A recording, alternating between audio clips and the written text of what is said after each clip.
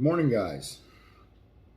So this is going to be part 2 in my what I'm taking to Duck Mountain list. This one's going to be cooking equipment. So just like all my other videos that you're going to see and you've heard of before, down in the description box there'll be a link to my lighter pack so you can see all this stuff, see how much it weighs, and see a better breakdown. All right, so for my trip to Duck Mountain, I'm going to first start off by showing you what I'm going to take as an individual cook kit, and then I'm going to show you some items that I may have to take extra for depending on who's coming, amount of people, you know, their equipment. I volunteered to bring let everyone use my cooking equipment, so they don't have to pack that stuff, and then I don't have to worry about packing a cooler or anything else, because they'll provide all of that, break up the load, everything else, right? So again, I'm going to try to keep this to under about 12-13 minutes, but this topic is pretty intensive. As you'll see, I got a lot of stuff and a lot of thoughts on it, so if this one runs up to 15, I'll make a part 2. All right, so let's go with the first item, which will be my kettle. So for boiling, of course, I mean, what else do you use a kettle for? You boil water. This one has, but you can also use a kettle for boiling noodles, but this can be a cooking vessel as well. The top has strainer holes in it, nice pull tab, silicone-y top to pull it off the fire, right? It's 1 liter, so as you'll see, it's perfect. It works for everything within my kit, and it's also a convenient carrying vessel. So let's open this up and have a look. And it's titanium, by the way. You'll find out that I'm in love with titanium.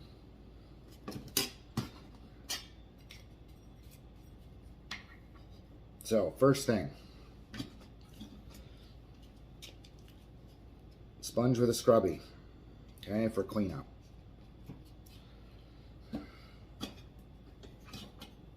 Salt and pepper.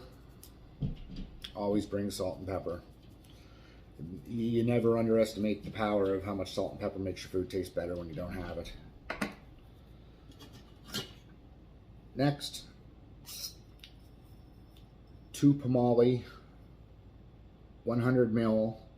They call them wine glasses, but essentially what they are is they're double shot glasses. So if you're like me and you like to drink spirits out in the woods because it takes up less room, these are a perfect size for a nice shot, nice dram by the fire.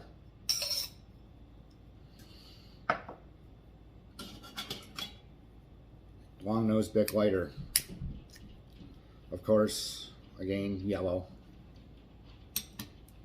That's so you don't lose it.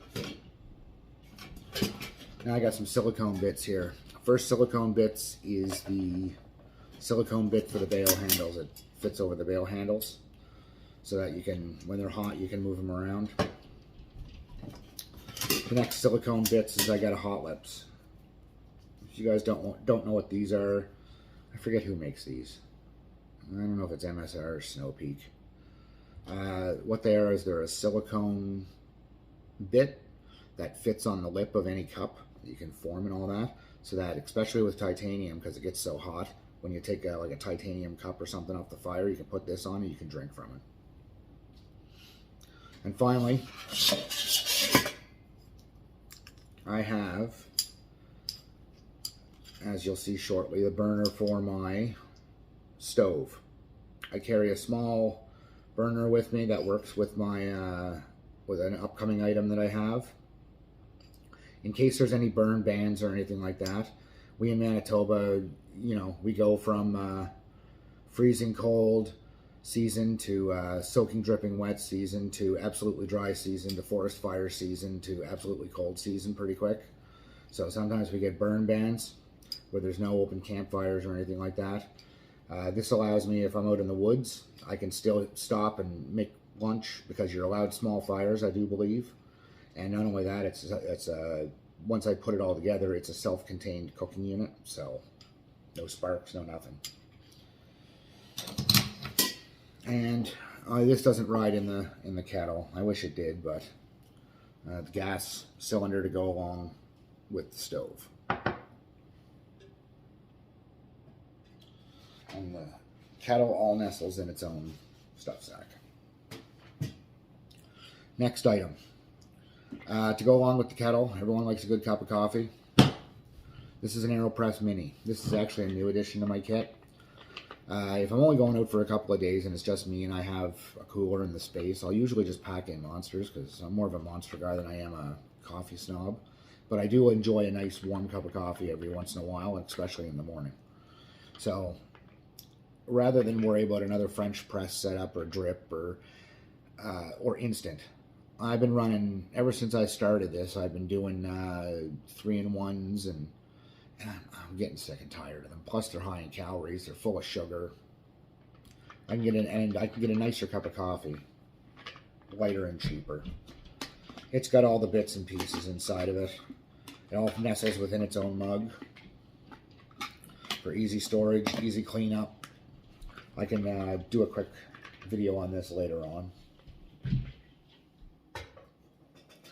All right, next up, I mentioned about the Pomali glasses. Well, I said I'm a spirits drinker, so this is a titanium 250 milliliter flask.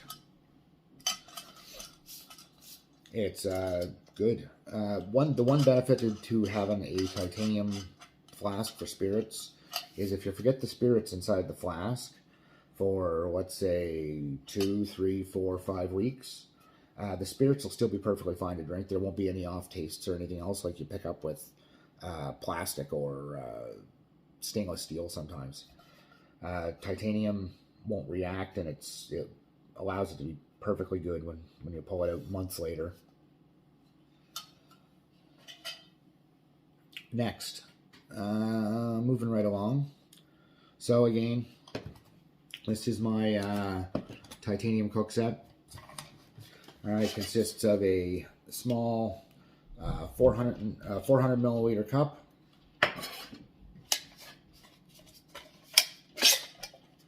the 750 milliliter canteen cup to act as a pot, and then the 1 liter titanium canteen that you can utilize as a kettle. I have used this as a kettle before, but yeah, and it works perfect. It's awesome. And all of this fits inside of a stuff sack.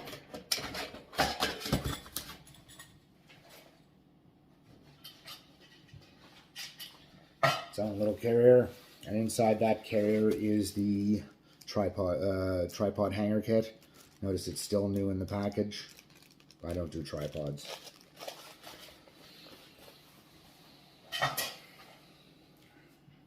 All right, next up before we get into the meat and potatoes, Nalgene bottle. This actually should be more along with my sleeping kit. Basically, I use this as a water container just to bring fresh drinking water along with me.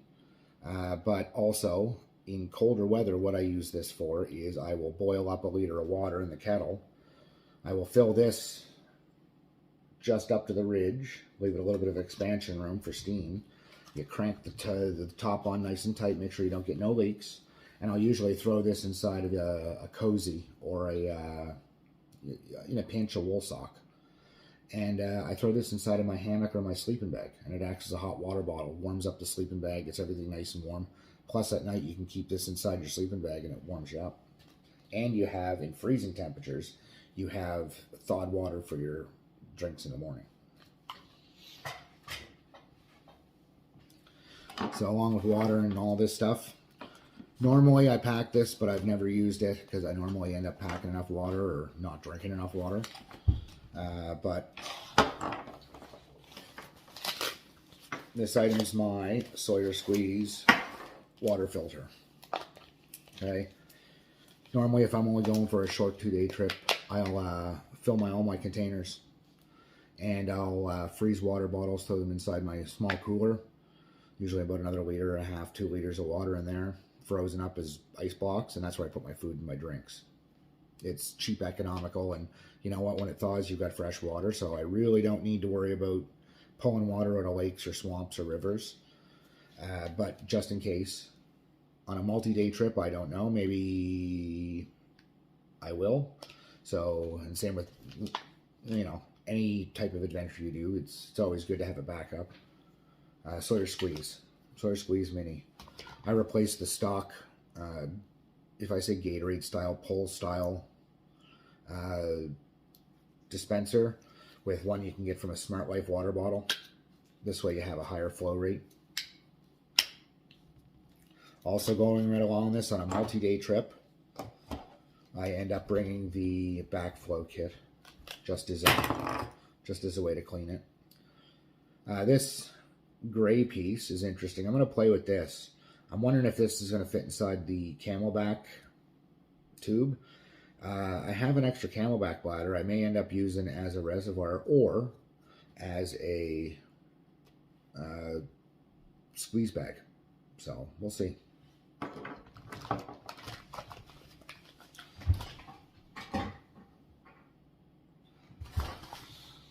Next up, we're going to get to the tickle trunk. This is just a Rubbermaid, a Tupperware container, sorry. It's mostly for storage, okay? But it also serves a function as well. Again, try to get, if you have to pack it, try to get as many uses out of it as possible. I can use this as a cutting board, food prep. Inside of this, I have the lid to my canteen kit. So I can, there's the lid for it, for a pot. Dish soap to go along with the sponge, biodegradable of course. I have the titanium funnel for filling my titanium canteen. Set of metal tongs. A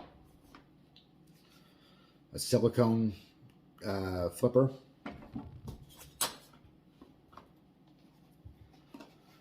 My prep knife and my dressing knife. This one only sees food, ever. This is my Groman number 4. You've seen this before in the other videos. Again, not rust, patina.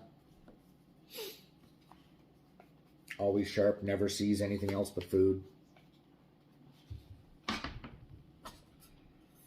Titanium long-handled spoon. Plastic knife and fork. Next up is my Keith's titanium folding wood stove, which goes along with my burner unit. This is a multi-fuel stove. It burns not only sticks and wood, but it'll also burn charcoal and it'll burn gas. I'll find that's not my idea, and I didn't develop this. I found this from another YouTuber. I'll find his video and I'll link it in the chunk below to give him credit for that. It's a really keen idea. It should be shared if you have that set up. And finally, I have a microfiber towel for cleanup. And finally, the bottom of it, I can use this as a bowl. I can eat out of it. All right, guys, it's coming on 14 minutes. I'm going to sum it up. Thanks for tuning in. I'll get you to like and subscribe. If anyone else, you think this information is neat to anyone else, like and subscribe and get them to come and like and subscribe and check it out. This is going to be the unintentional part 2 of my cooking, this is the part 1.